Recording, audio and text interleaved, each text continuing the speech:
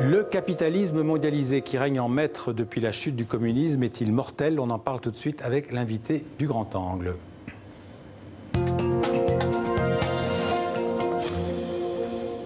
Bonjour Jean-François Bouchard. Bonjour. Merci d'être avec nous. Vous êtes économiste et écrivain. Vous avez écrit quelques romans, je crois. Vous êtes consultant international. Vous travaillez pour de grandes institutions financières, notamment des banques centrales. Et vous avez aussi été conseiller du Fonds monétaire international pour l'Afrique centrale. Alors, vous publiez chez Max Milo L'éternelle truanderie capitaliste, un livre dans lequel vous analysez les forces et les faiblesses, on va dire ça comme ça, du capitalisme, ce système économique et financier qui domine le monde sans partage depuis l'implosion de l'URSS en 1991. Mais c'est aussi un livre qui rend hommage et justice d'une certaine manière à un homme oublié, un économiste soviétique, Nikolai Kondratiev, exécuté sur ordre de Staline en 1938. Quel crime avait commis Kondratiev pour mériter la mort? Alors, il avait commis un crime absolument affreux sous l'époque de Staline, c'est-à-dire de croire à l'éternité du capitalisme. Kondratiev est l'auteur d'une théorie célèbre, qui est celle des cycles de Kondratiev, qui dit que le capitalisme est un système qui connaît des crises, naturellement, des crises un peu selon les 4 saisons de l'année, donc hiver, automne, etc., mais qui tous les 40 ans va revenir néanmoins à la croissance. Il y avait des cycles longs et des cycles courts. C'est ça, tout à fait. Donc Kondratiev, c'est plutôt le théoricien des cycles longs, qui va dire que le capitalisme va survivre éternellement comme ça. Alors certes, il aura des crises, un peu comme aujourd'hui, mais néanmoins, il va les surmonter parce qu'il a une capacité à innover, etc. Et ça, à l'époque de Staline, c'était un peu difficile à entendre. Du déviationnisme bourgeois. Exactement, oui, c'est tout à fait ça. Parce qu'il lui a valu plusieurs années dans un goulag. Et donc, il a passé 8 ans dans un goulag. Il a été condamné une première fois à 8 ans, une deuxième fois encore à 8 ans, et puis dans l'après-midi de son deuxième jugement, les juges se sont ravisés, se sont dit finalement si on l'exécutait, et ils l'ont exécuté. Donc lui croyait à l'éternité du capitalisme. Vous croyez que le capitalisme est mortel ou au contraire éternel? Alors, mon avis, ça, je ne sais pas s'il importe beaucoup, mais pour l'instant... Il n'y a pas ce que vous avez écrit dans le livre. Pour l'instant, effectivement, le capitalisme est très probablement un système qui va durer, et qui va durer encore longtemps, même s'il y a des crises, tout simplement parce qu'il ne peut pas mourir comme ça. Enfin, je ne sais pas, prenez le système libéral globalisé tel qu'on le connaît, c'est tout simple, prenez votre téléphone, voilà, le téléphone que vous avez devant vous, il y a 15 nationalités qui ont travaillé pour le construire. Et cela pour aboutir à cette petite chose qui est dans la poche de tout le monde. Donc le système globalisé, voilà, ça ne va jamais être remis en cause. Après, le grand problème, c'est celui-là. On est à peu près 7 à 8 milliards d'hommes sur cette planète. Le capitalisme bénéficie à 1 milliard. Est-ce qu'un système dans lequel 1 milliard d'hommes tire profit d'un profit maximum alors que 7 autres sont plutôt en retrait, est-ce que c'est viable pendant très longtemps? Ça, je ne sais pas. Ce qui veut dire que pour vous, le capitalisme serait en train de mourir pour les mêmes raisons que celles qui ont causé la mort du communisme? Alors, il est en train, en tout cas, de s'engager dans une voie qui est dangereuse. C'est-à-dire que le capitalisme ne produit plus de croissance, en tout cas pas de manière significative. Toutes les prévisions sont relativement pessimistes à ce point de vue-là pour les prochaines années. Et par ailleurs, il produit beaucoup d'inégalités. C'est un peu la raison des mouvements qui agitent la France. Or, on se rend compte d'une chose, c'est que plus il y a d'inégalités, moins la croissance a des chances de revenir dynamique. Donc, quelque part, il y a un cercle vicieux qui s'est installé et qui pourrait aboutir un jour à un vrai problème. Alors, vous venez d'évoquer les mouvements qui agitent la France, comme vous dites, c'est le mouvement évidemment des Gilets jaunes. Quelle est votre interprétation de ce mouvement? C'est aussi une révolte contre le capitalisme, vous diriez ça? Je dirais que c'est au moins la manifestation d'un certain malaise par rapport au capitalisme.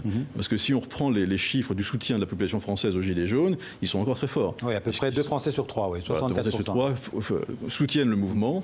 Et c'est vrai qu'on se sent assez inconfortable par rapport à un système déjà qui est globalisé. Donc on a le sentiment que les leviers vous échappent, par rapport à un système qui est gouverné par des élites qui se reproduisent plus ou moins elles-mêmes, même si l'intérêt de ces élites, c'est qu'elles apportent une grande stabilité au système. Et la stabilité, c'est aussi un atout. Donc il y a un vrai malaise.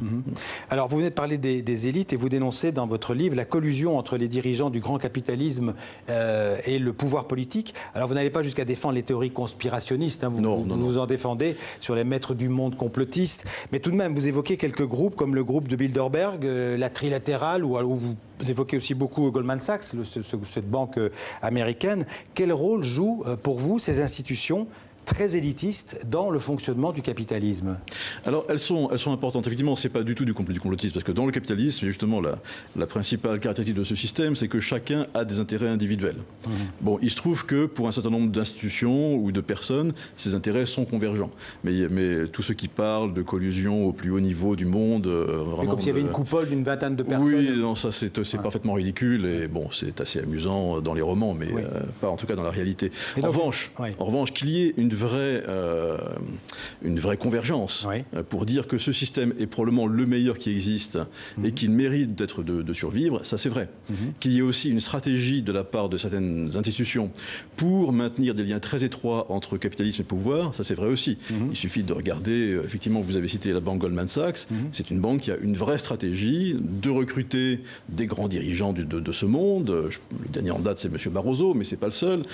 Quasiment un grand nombre de dirigeants de banques centrales sont de Goldman Sachs ou vont aller chez Goldman Sachs ensuite. Comme Mario Draghi, je pense, Mario Draghi patron de la Banque centrale européenne. Mais on peut en citer beaucoup. Oui, il y en a beaucoup dans le livre. Voilà, celui de la Fed de New York, celui de la Fed de Minneapolis, etc. Donc voilà, c'est une vraie stratégie. Qu'est-ce que ça dit du capitalisme, ça? C'est que finalement, ce sont ces gens-là qui tirent les ficelles ou qui... Alors, qui tirent les ficelles, en tout cas qui le font survivre. Alors voilà, il y a toujours deux faces à analyser lorsqu'il y a un phénomène comme celui-là. Il y a une face noire et une face plus bénéficiaire. La face qui est positive, c'est qu'ils apportent une grande stabilité. Et très clairement, ça, il n'y a pas à contester ça. La stabilité, c'est aussi ça qui bâtit la prospérité. Mais il n'est pas si stable, le capitalisme. Allez-y. En revanche, effectivement, au point de vue moral, il y a peut-être un certain nombre de points qui sont plus contestables. Mais à vous lire, on a l'impression que le capitalisme, il est de moins en moins stable. Parce qu'il y a des crises qui se répètent. On a l'impression qu'on est en crise quasi permanente. C'est ça. Et notamment la crise de la dette. Alors, la crise de la dette, elle... oui, la crise de la dette, ça n'est jamais qu'une des crises. Oui. Effectivement, la caractéristique actuelle du capitalisme, c'est que les dettes, les crises, se reproduisent à vitesse de plus en plus rapprochée et avec des magnitudes de plus en plus fortes. Est-ce que c'est grave, docteur ? Alors c'est grave si ça ne s'arrête pas. Ça ne s'arrête pas parce que le problème, c'est que le capitalisme aujourd'hui, il vit sous l'empire de la globalisation financière. Or ça a un impact très fort. C'est qu'aujourd'hui, les mouvements de capitaux fonctionnent à une vitesse infinie entre tous les pays du monde. Et donc il y a eu une accélération formidable de toutes les vulnérabilités qui peuvent exister, de toutes les vulnérabilités financières. Et vous dites que les mouvements de capitaux au quotidien, en fait, ne concernent pas vraiment l'économie réelle, très très peu, quelques pourcents. Tout le reste, c'est de la spéculation. Absolument. Si on prend l'exemple des marchés des devises, par exemple, les marchés des devises, c'est à peu près 5 000 milliards de dollars par jour. Et ça représente, si on globalise l'ensemble des mouvements dans l'année, le marché des devises représente à peu près 3% de la vraie économie. Tout le reste, c'est uniquement des mouvements spéculatifs, de couverture, techniques, etc. Mais c'est autre chose. Et donc, c'est sensible à d'autres éléments que ceux de l'économie réelle. Mais la dette, par exemple, on peut s'endetter sans fin ? Ou est-ce que ça fragilise le système ? Tout dépend qui vous êtes. Si vous êtes quelqu'un de puissant et si votre dette est bien gérée, vous pouvez vous endetter très très loin. C'est le cas du Japon. Le Japon a une dette qui est 2,5 fois supérieure à celle de la France. Et ce sont les Japonais qui ont cette dette, qui possèdent cette dette. Simplement, cette dette, elle est domestique, donc c'est les Japonais qui la détiennent. Et effectivement, ça apporte une grande stabilité. La stabilité, c'est vraiment le maître mot dans le capitalisme. En revanche, pour une dette de type grec, par exemple, la dette grecque était détenue avant tout par des partenaires extérieurs. Et donc, lorsque la Grèce a commencé à avoir des problèmes, tous les partenaires extérieurs, comme les capitaux sont libres, sont partis. Et effectivement, la dette s'est retrouvée sans financement. Oui, parce que ce qui est terrible, c'est qu'en fait, le monde, globalement, est beaucoup plus endetté aujourd'hui en 2019 qu'il ne l'était en 2008 au moment de la crise. À peu près 30% de plus pour les États et pour les particuliers, c'est à peu près, pour les opérateurs privés, c'est à peu près les mêmes proportions. Il n'y a pas que la dette, il y a beaucoup de sujets dans votre livre. Deux, trois questions rapides. À quoi servent les économistes dans le système capitaliste ? Ça, c'est une bonne question. C'est une bonne question parce qu'ils ont plutôt cette caractéristique de se planter à de multiples reprises. D'ailleurs, moi-même, je pense que si on relit mon livre d'ici 3 ou 4 ans, il y aura probablement des choses qui apparaîtront un peu absurdes. On a l'impression qu'ils sont toujours faux. Ils sont plutôt historiens que... Ils sont forts pour le passé, c'est un peu ça. C'est que l'économie capitaliste va plus vite que la pensée. Et ça, donc ils ne servent pas à grand-chose, finalement. Ils ne servent pas à grand-chose, non. Pour entretenir le système. Ils servent, en tout cas, à essayer de faire en sorte qu'ils se stabilisent. Alors ça, c'est une grande vertu, mais malheureusement, le système va plus vite qu'eux. Alors qui décide, au final, dans le capitalisme ? Ce sont les flux financiers, ce sont les grandes entreprises, ce sont les États ? C'est un ensemble de tout ça. C'est qui décide, c'est ce qu'on appelle les marchés. Les marchés peuvent décider de ruiner un État. C'est ce qui s'est passé par exemple pour le Venezuela. Ouais. Lorsqu'un État décide de fonctionner en dehors du système, le système va l'oublier et puis malheureusement ça ne marche pas. Donc c'est un peu ce que malheureusement les Vénézuéliens expérimentent aujourd'hui. Ouais. Donc voilà, il faut appartenir au système, sinon le système vous tue.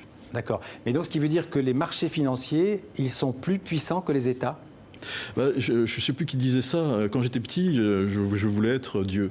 Et puis après, j'ai grandi. À 10 ans, je voulais être président des États-Unis. Et maintenant que j'ai 30 ans, je veux être le marché obligataire.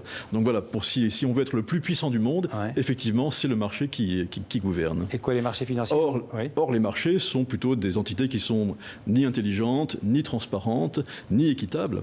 Et donc, ce sont plutôt des entités qu'il faut essayer de réguler au plus près. J'ai lu dans votre livre, il y a une phrase, le capitalisme est une instabilité qui se nourrit du chaos. C'est vrai, ça ? Alors, le capitalisme, effectivement, il y a des gens qui savent très bien se nourrir du chaos et en tirer des profits énormes. Les gens qui gèrent des salles de marché savent parfaitement tirer profit de l'instabilité du système. Oui, c'est vrai. Alors, le continent africain, parlons-en parce qu'on est sur TV5 Monde. Oui. Quelle est sa place dans le capitalisme mondialisé ? Est-ce que le continent africain est bénéficiaire ou victime du système ? Alors, il est plutôt aujourd'hui, si on regarde les flux financiers du continent africain, il est plutôt victime du système. Le continent africain, il en bénéficie par un certain nombre de points. Par exemple, les pays de la zone du franc CFA bénéficient de la stabilité européenne, et ça c'est une très bonne chose pour eux. En revanche, si on regarde les flux financiers nets, c'est plutôt un continent qui finance le reste du monde qu'un continent qui est financé par le reste du monde. Et ça, effectivement, s'agissant d'un continent plutôt pauvre, c'est assez choquant. Alors, Margaret Thatcher, qui dirigeait le Royaume-Uni dans les années 80, disait qu'il n'y avait pas d'alternative.